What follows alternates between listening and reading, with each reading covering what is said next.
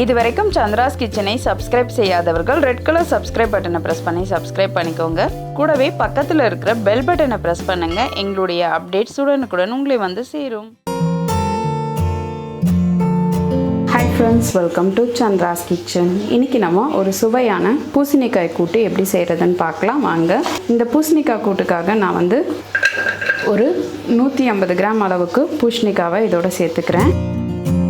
ஒரு வெங்காயம் வந்து நறுக்குனதை இதோட சேர்த்துக்கலாம். ஒரு தக்காளியை வந்து இதோட சேர்த்துக்கிறேன்.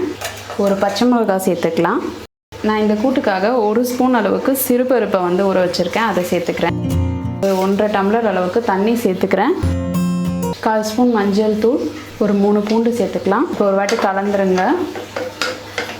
இப்போ நம்ம குக்கரை மூடி 2 விசில் வச்சிடலாம். இப்போ நம்மளுடைய பூசணிக்காய் வந்து பார்த்திங்கன்னா நல்லா 2 விசில் வந்துருச்சு, ப்ரெஷரும் அடங்கிடுச்சு. ஓப்பன் பண்ணிடலாம். இப்போ நம்ம இந்த பூசணிக்காய் கூட கொஞ்சம் போல் காராமணி சேர்த்துக்கலாம். இது வந்து டேஸ்ட்டு நல்லாயிருக்கும். கொஞ்சம் போல் காராமணி சேர்த்துட்டு நல்லா இதை கலந்துடலாம். இந்த காராமணி ஏற்கனவே நான் வந்து வேக வச்சது தான். இப்போ நம்ம ஒரு கடாய் வச்சு 2 ஸ்பூன் அளவுக்கு எண்ணெய் சேர்த்துக்கலாம்.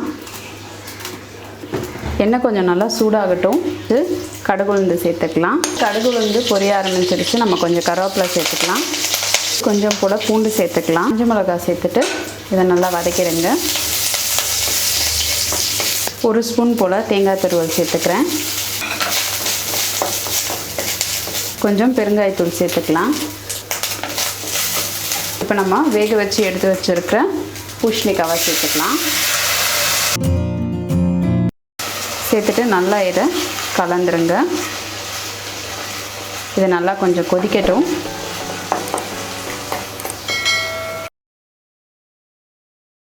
பூசணிக்காய் கூட்டு நல்லா திக்காயிடுச்சு.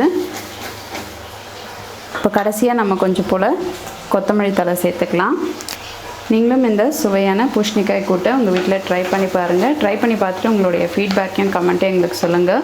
இதே மாதிரி இன்னும் நிறைய ரெசிபிஸ் உங்களுக்காக வந்துகிட்டே இருக்குது. இதுக்காக நீங்கள் செய்ய வேண்டியதெல்லாம் சந்திராஸ் கிச்சனுக்கு இது வரைக்கும் சப்ஸ்கிரைப் பண்ணலன்னா சப்ஸ்கிரைப் பண்ணிவிடுங்க. பக்கத்தில் இருக்கிற பெல் பட்டனையும் ப்ரெஸ் பண்ணுங்கள். நான் இன்னொரு சுவாரஸ்யமான ரெசிபியோடு உங்களை சந்திக்கிறேன். நன்றி, வணக்கம்.